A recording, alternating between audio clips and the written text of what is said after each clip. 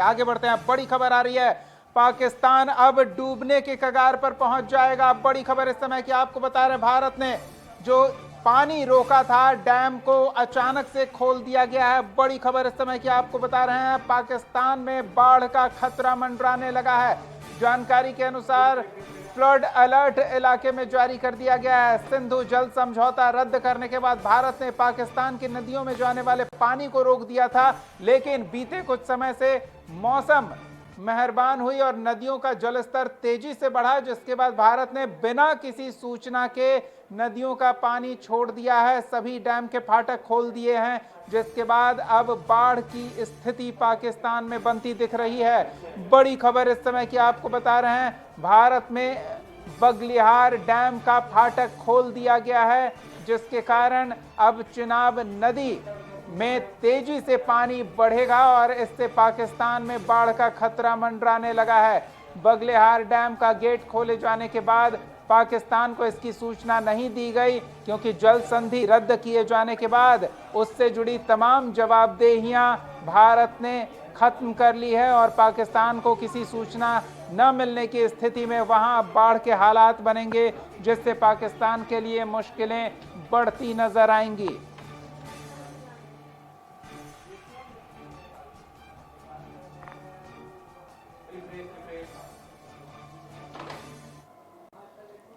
तो सिर्फ एक मोर्चे पर नहीं, बल्कि भारत ने पाकिस्तान को कई मोर्चे पर घेर रखा है। पाकिस्तान की नापाक हरकतों की सजा अब उसे दी जा रही है। भारतीय कार्रवाई में पाकिस्तान को बड़ा नुकसान होने की जानकारी सामने आ रही है। भारत के हमले से पाकिस्तान में बड़ी तबाही हुई है। रावलपिंडी में पाक सेना के जनरल हेडक्वार्टर पर ड्रोन अटैक होने की जानकारी सामने आ रही है। रावलपिंडी स्टेडियम भी ड्रोन अटैक से तबाह हो गया है, जहां पीएसएल के मैच कराए जा रहे थे। आज शाम भी एक मैच वहां होना था, लेकिन उससे पहले ही जानकारी मिल रही है कि भारतीय ड्रोन अटैक में रावलपिंडी स्टेडियम को तहस नहस कर दिया है। इसके अलावा रावलपिंडी में पाक सेना के जनरल हेडक्वार्टर पर हुए ड्रोन हमले में काफी नुकसान होने की बात सामने आ रही है। तो भारत की ओर से लगातार कार्रवाई की जा रही है। पाकिस्तान को उसकी हरकतों का अब अंजाम भुगताया जा रहा है और पाकिस्तान में भारतीय ड्रोन अटैक के कारण अलग अलग इलाकों में भारी नुकसान हो रहा है। हालात अभी इतने पर नहीं बुरे होने वाले, पाकिस्तान के दिन और बद से बदतर होते जाएंगे और इसका अंदेशा दूसरे देशों को भी हो चुका है।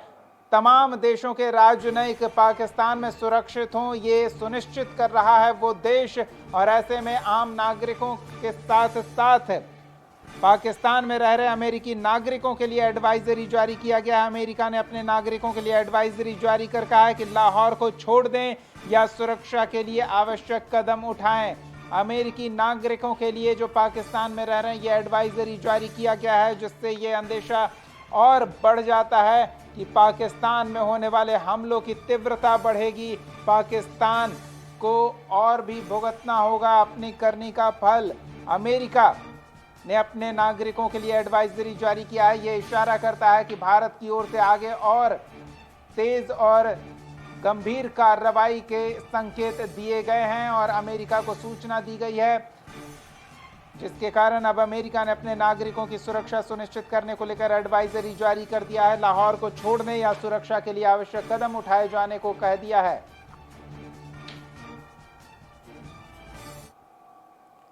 आतंकी ठिकानों पर हुए हमले के बाद भारत की ओर से प्रेस कॉन्फ्रेंस कर स्पष्ट कहा गया था कि पाकिस्तान की किसी भी हरकत के लिए पूरी तरह से तैयार हैं और इन तैयारियों का अंजाम अब देखने को मिल रहा है। गुरदासपुर जो सीमाई इलाका है, वहां आज के लिए ब्लैकआउट का आदेश जारी किया गया है। रात 9 बजे के बाद पूरी तरह से गुरदासपुर अंधेरे में डूबा रहेगा, ताकि हवाई हमले के किसी भी अंदेशे को रोका जा सके। आसमान से आबादी वाले इलाके की पहचान मुश्किल हो जाए पाकिस्तानी हवाई हमले के अंदेशे के स्थिति में, इसके लिए पूरी तरह से ब्लैकआउट किया जाएगा। गुरदासपुर में यह आदेश जारी किया गया है कि 9 बजे के बाद सभी लाइट्स बुझा दिए जाएंगे।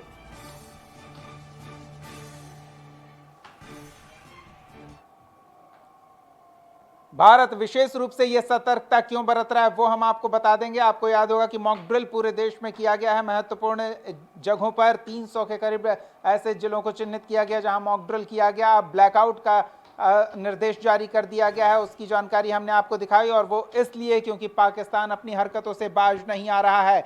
भारत की ओर से स्पष्ट कहा गया था कि पहलगाम हमले का उन्होंने बदला लिया और केवल आतंकी ठिकानों को चिन्हित कर उन्हें ध्वस्त किया गया है, आतंकियों को उनके किए की सजा दी गई है। भारत ने न पाकिस्तान के आम नागरिकों को निशाना बनाया है, न पाकिस्तान के आधारभूत संरचना को निशाना बनाया, न पाकिस्तान के मिलिट्री ठिकानों को निशाना बनाया। बावजूद इसके पाकिस्तान ने भारतीय सीमा इलाकों में रहने वाले आम नागरिकों को निशाना बनाने की कोशिश की। कुछ जगहों पर भले उसे कामयाबी मिली हो, लेकिन अन्य उसके प्रयास विफल हुए। 7 और 8 मई की रात को पाकिस्तान ने ड्रोन और मिसाइल से अवंतीपुरा, श्रीनगर, जम्मू, पठानकोट, अमृतसर, कपूरथला, जालंधर, लुधियाना, आदमपुर, भटिंडा, चंडीगढ़, नल, फलोदी, उत्तरलाई और भुज सहित उत्तरी और पश्चिमी भारत के कई सैन्य ठिकानों पर हमले की कोशिश की, जिसे भारतीय सेना जो पहले से ही मुस्तैद थी, पाकिस्तान के इन हरकतों का अंदेशा पहले से था, उसने किसी भी तरह के पाकिस्तानी हमले को नाकाम कर दिया है। और जो जानकारी मिल रही है, हमले को काउंटर यूएस ग्रिड और एयर डिफेंस सिस्टम की ओर से बेअसर किया गया। हमलों के मलबे कई स्थानों से बरामद किए जा रहे हैं जो पाकिस्तान की करतूत का सबूत पेश करेंगे।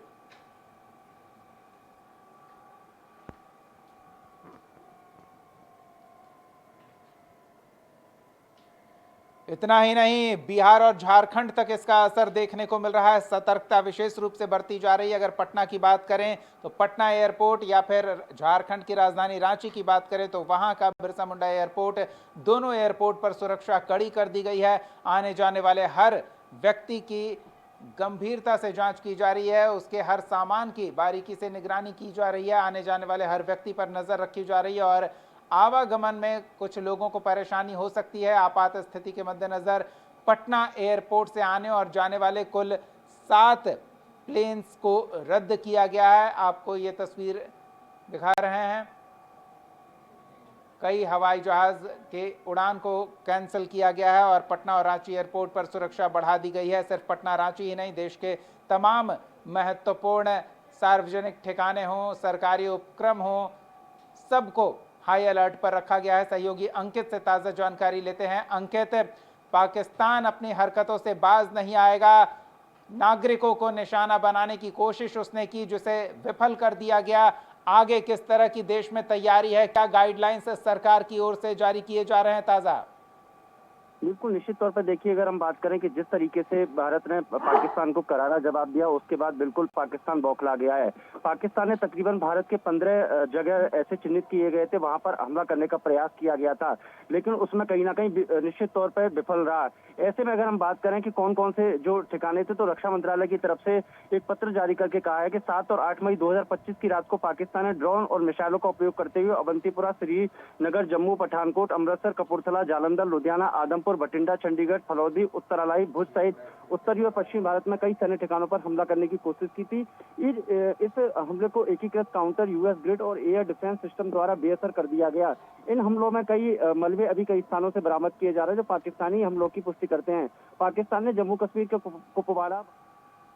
बिल्कुल, तो अब पाकिस्तान के हमले के सबूत भारत वैश्विक मंच के समक्ष रखेगा, जिससे यह पता चलेगा कि पाकिस्तान बेवजह की कोशिश कर रहा है युद्ध विराम का उल्लंघन करते हुए भारतीय आम नागरिकों को निशाना बनाते हुए अपनी हरकतों से बाज नहीं आएगा, और आगे भारत इसका कड़ा जवाब देगा।